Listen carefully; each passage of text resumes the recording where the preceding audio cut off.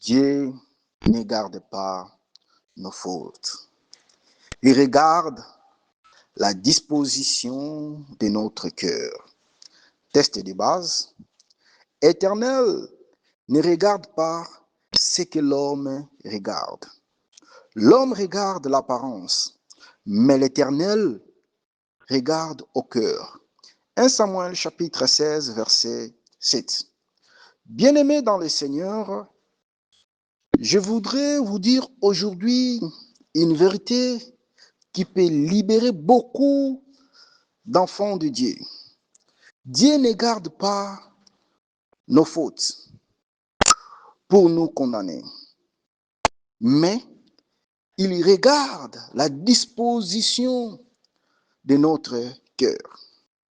Il arrive qu'un enfant de Dieu tombe dans une erreur, commet un péché. Aussitôt, il se sent tellement coupable, il n'ose plus à prier, il n'ose plus s'approcher de Dieu et penser que Dieu l'a rejeté.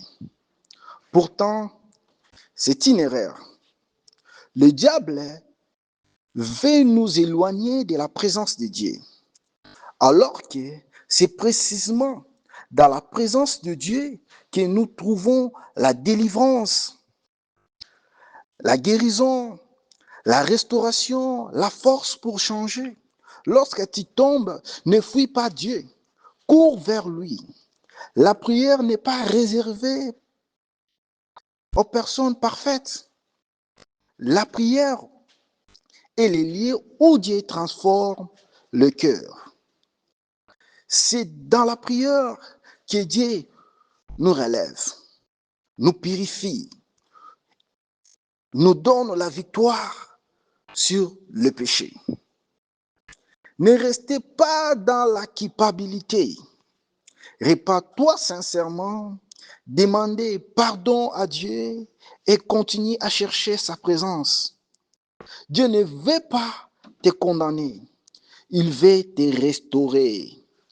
Beaucoup d'enfants de Dieu écoutent certaines prédications, c'est sans condamner.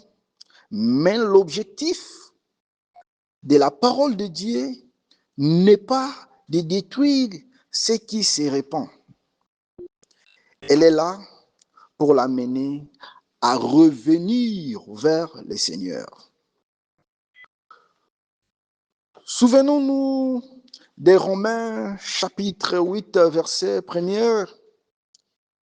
Il n'y a donc maintenant aucune condamnation pour ceux qui sont en Jésus-Christ.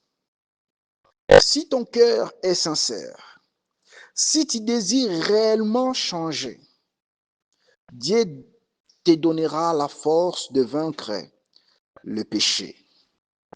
Alors, bien-aimés, ne vous éloignez jamais de Dieu à cause de vos erreurs. Approchez-vous davantage de lui. C'est dans sa présence que se retrouve votre délivrance, votre guérison, votre restauration. Que Dieu vous bénisse. Amen.